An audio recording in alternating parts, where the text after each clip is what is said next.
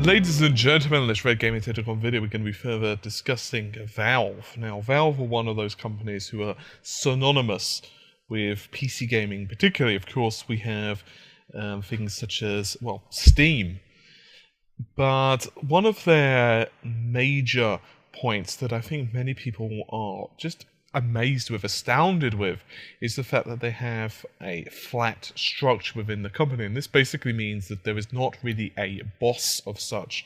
And this basically means that although many people consider Gabe Newell to be the boss of Valve, he's not really in many people's eyes, and in fact he's considered more of a level employee. This allows each person at Valve to basically pursue what they consider to be their passion, and people could basically work on what they feel that would be best for them to work on, and they can help those who they like the projects of, and so forth and so forth. However, there was a series of layoffs, back in February of 2013, and one of those who was let go of was Jeri Ellsworth. Now, recently she's made some comments that were going very into depth of just what the Valve's employee handbook was about, and what she said was, despite the fact that officially there is no management within the company, there is not a management structure effectively. There is, however. In other words, there is like an underlying management. Now, her exact quote was, "There is actually a hidden layer of powerful management structure within the company." And she even went as far as to say, and it felt like high school a lot of the time. Now, she, along with 4 others, was let go of, and they were working on augmented reality technology. Now, she actually says that their department was actually starved of resources, and basically the old-timers, the popular people within the company, were blocking her attempt at hiring a machinist who would cost the company about $40,000 a year to manufacture the machine parts, because they felt they wouldn't, and I quote, "fit into Valve's structure." And she says, "When I first started at Valve, I was skeptical they would stick with it. I had other contract work I was doing, so I really didn't want to commit to Valve, but they started pumping me up, telling me how I'd have all of this control of the hardware group and be able to form it how I'd like, so I started to drink the Kool-Aid." You've probably seen the Valve handbook, which is a very idealized view of what Valve is like. A lot of those things are true.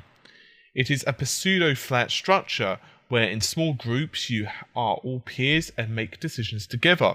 But the one thing I found out the hard way is there were actually a hidden layer of powerful management structure within the company, and it felt a lot like high school. There were popular kids that have acquired all the power, and then there are the troublemakers, and then there's everyone in between. Everyone in between is okay. But then there are the troublemakers who want to make the difference. I was struggling trying to build this hardware team and move the company forward. We were having a difficult time recruiting folks. We would interview talented people, but they would be rejected by their old-timers at Valve as not fitting into the culture. I wouldn't say the numbers, but there were very, very few folks in the hardware department. We were very understaffed by 100 times for what we needed to do. She even spoke a little bit about the day she was fired, and it wasn't a particularly pleasant experience, of course. And she actually found out, apparently, from a colleague rather than from anyone in position. For example, Gabe. She said, "If I'm sounding bitter, and I am, I really, really am bitter, because they promised me the world and then stabbed me in the back. What I learned from Valve is I don't think it works. You give people complete latitude with no checks and balances, and it's just human nature that they're going to try and minimize the work they do and maximize the control they have.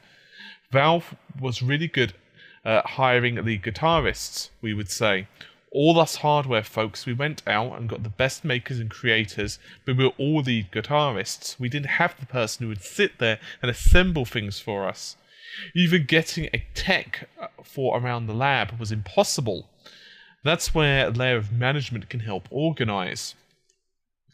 Now, in the end, Newell himself gave cast AR to Ellsworth, and she is now free to use that however she would like to, and indeed they're going to be planning a Kickstarter of some description or another in the not too distant future. And she also remains really good friends with a lot of the people that she left behind, and says, I should frame this with, I have a lot of friends still at Valve. There are some great people there, especially in the hardware team, who are really close-knit. We were probably the hardest working people in the company. We don't usually talk about personal matters for a number of reasons. There seems to be an unusual amount of speculation about some of the recent changes here, so I thought I'd take that unusual step of addressing them. And no, we aren't cancelling any projects. No, we aren't changing any priority of the projects we're discussing. No, this isn't about Steam or Linux or hardware, or insert game name here, and we aren't going to discuss why anyone in particular is or is not working here, says Gabe Newell as a closer. So, yeah, as I said, Ellsworth herself remains good friends. Gabe doesn't really want to comment on the issue, which you can somewhat understand. Now, my own personal thoughts on this, it kind of makes sense. I mean, this is the problem. When you have game designers, when you have people who want to put out these titles, you can have someone with all the ideas in the world, and don't get me wrong, people with ideas obviously are those that drive the creative vision. However, I don't give a crap about what your ideas are if they're not actually physically able to be implemented, if they're not down on paper, if they are not then being transformed into something that is workable, usable, and meaningful. What is the point? What is the issue? The problem is as well, as she herself said, the bottom line is, when you have a group of people, whatever the group that is, whether it's 20 people, whether it's 100 people, whether it's 1,000 people, you will always have people who are the more popular ones, those who have the most influence. And it's a very sad fact, but the more popular you are, the more influence you have. And it's a bottom line of, a lot of people will do what the popular person wants you to do, even if it's not necessarily the right thing to do or the best thing to do. And so, obviously, as she says, she's understaffed and so on. Now, I'm not putting Valve on blast. I'm not coming across negatively on Valve. I actually love Valve. But I'm also not privy to how Valve works internally, apart from, of course, the odd leaked document here or there. And so, it doesn't take a particular genius to know that there probably would be some issues with this. Now, it does, in theory, and also in practice, of course, inspire and increase productivity, or should I say creativity.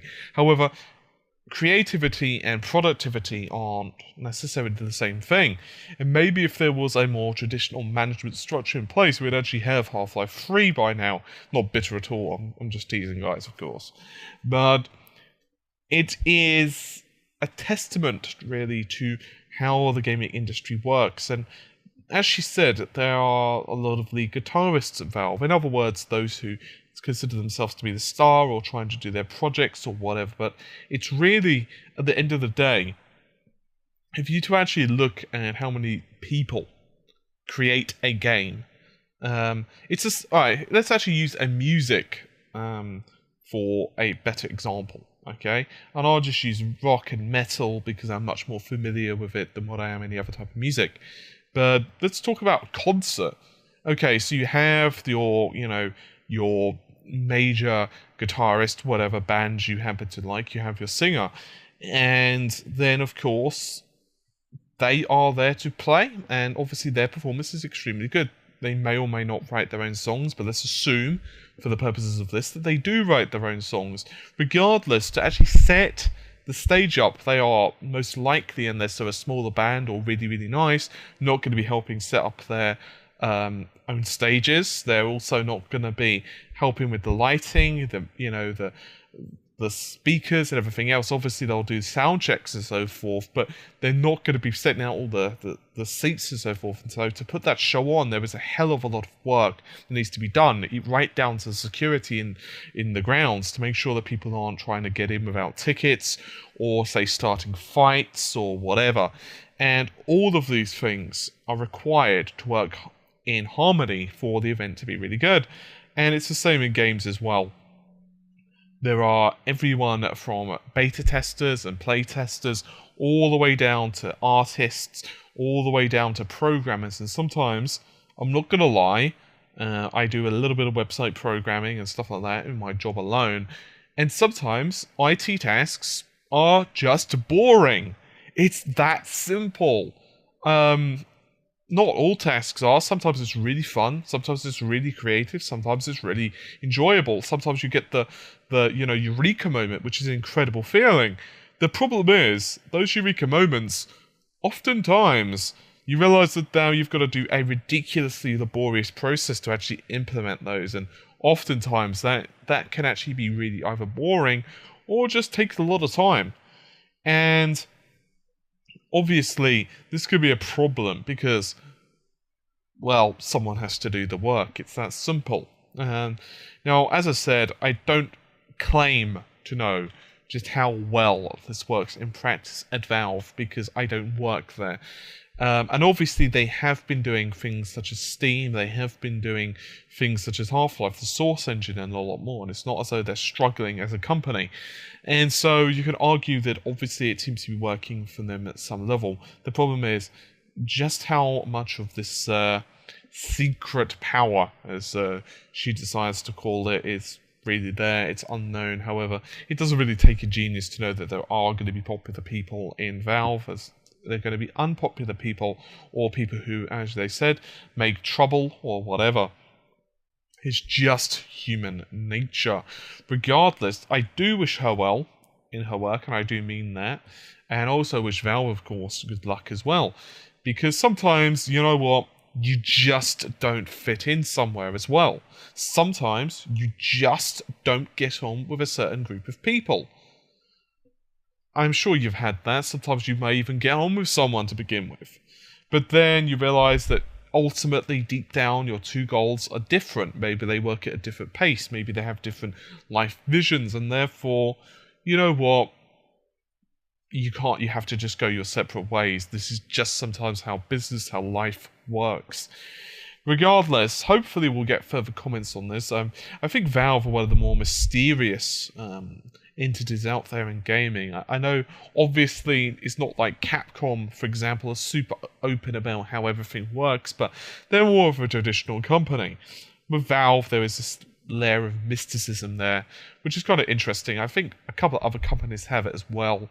Blizzard, especially back in the day, Bullfrog used to have it, of course, he says, sadly, and a couple of other companies as well. But Valve definitely have probably the biggest. So anyway, guys, this has been a bit of an itsy-bitsy video, but hopefully you've enjoyed it.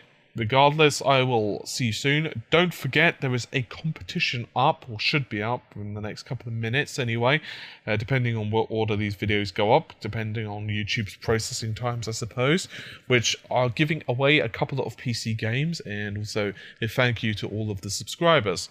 That will be until, he says, just to point this out, until the 17th of July. So if you're watching that before then, this video before then, you should definitely check that giveaway. Anyway, take care and bye for now.